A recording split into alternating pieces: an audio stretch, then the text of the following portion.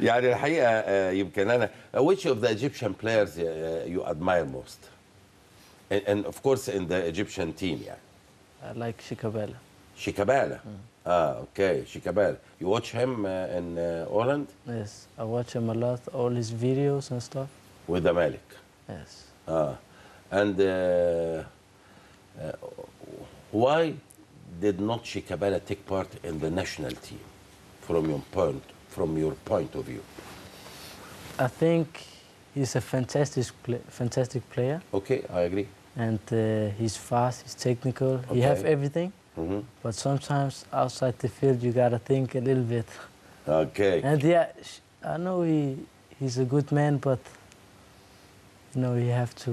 You meet him before? Yes, you know, it's my dream, but. Your dream.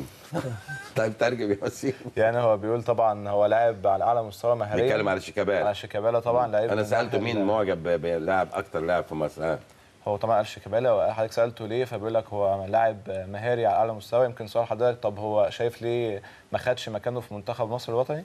فهو بيقول على الرغم ان هو مهاريا عالي جدا، بس هو شايف انه خارج الملعب يمكن في بعض المشاكل شويه دي اللي ممكن بتاثر عليه.